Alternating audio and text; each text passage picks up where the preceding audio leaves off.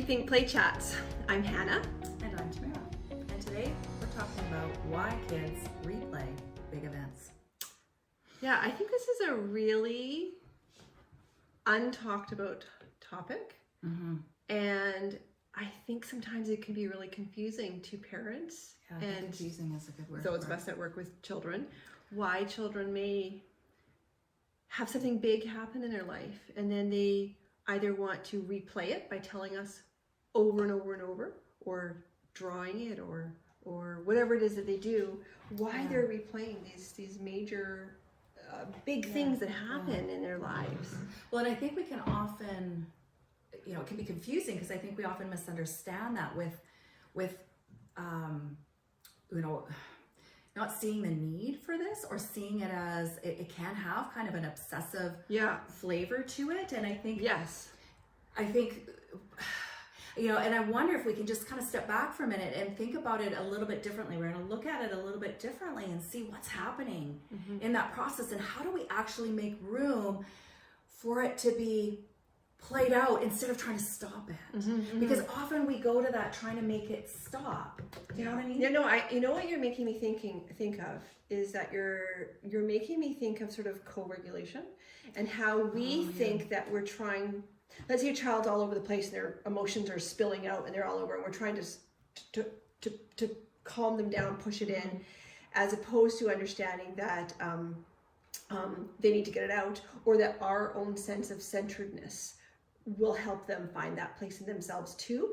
When I see a child replaying, and the word obsessive is what made me think of that, is that they're trying to come to that, they're trying to come to process that, but they can't. And so we sense this urgency, and we're thinking, why are they still talking about the time they fell off that swing, like over and over? Like, come on, like get over it. Like, why are you talking about this still? And they're stuck on drive because they're trying, through their talking, they're trying to make sense of that situation. Well, and Does that make sense? It's true, and I think we even do this as adults. Just to give you an example, because it may be something that you could relate to, is I think about one example where I had a particularly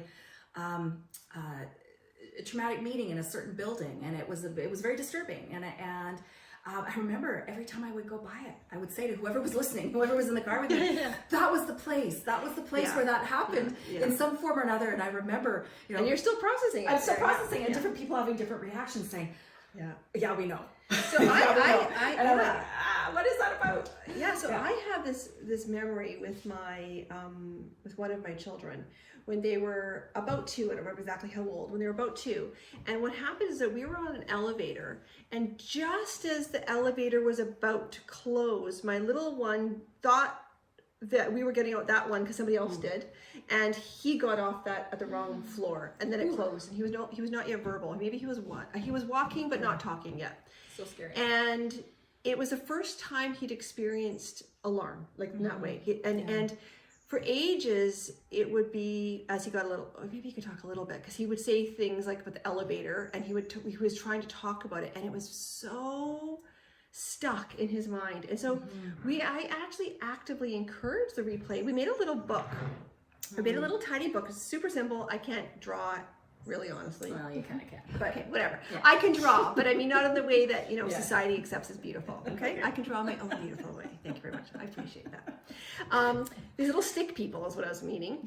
And it showed the elevator. And so it said, I got on the elevator. The door closed by accident. Mom was waiting for me. Mom was worried. Mom knew she'd find me. And each page said something on it about the experience. And he loved this little book. Yeah, I can imagine. And from the outside, I might say, like, gosh, you're harping on it. But it wasn't me pushing this book. No. He already had the energy to explain it. And once he had this, he let it go.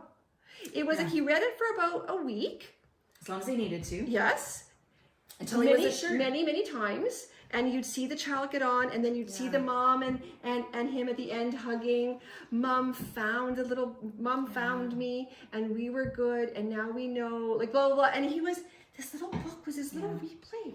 And it was, it's funny, but kids will tell stories over and over and over, whether you'll see them doing this with their Playmobil or their, or like you in your car, like, until it's until it's out, until it's processed, Yeah. it's processed. Well, and that's the thing is sometimes we can get impatient with that, right? Feeling like some of the adults in my life saying, "Oh yeah, we know we've that. heard that we know story. that already, Tamara." I'm like, okay, all right, obviously it's still there for me.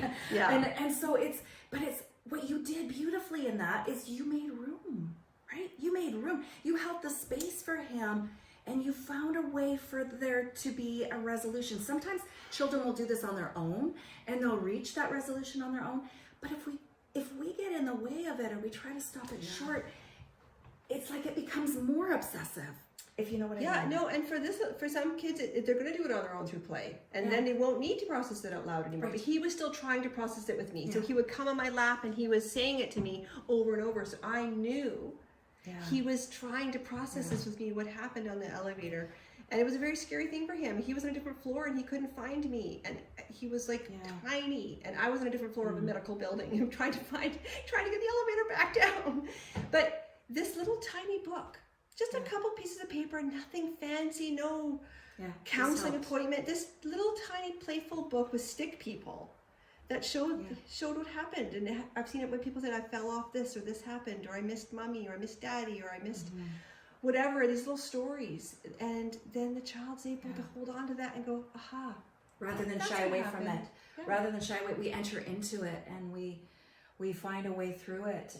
Or we watch them finding their own way through it and we don't get alarmed by them playing it. That's right. Like if you see the child on the floor playing with the child, his Playmobil, let's say he was older and it got lost or stuck on the elevator, not thinking, oh my goodness, he's traumatized because he's still playing it out. It's the opposite. Yes, he won't be traumatized because he's playing it out. That's the difference. That's exactly it. Play was this place where exactly. So we don't need to worry when we see our children replaying things. It means they're digesting and they're processing something that happened to them that they're just replaying because it's soothing them, or replaying it because it's processing it. Yeah.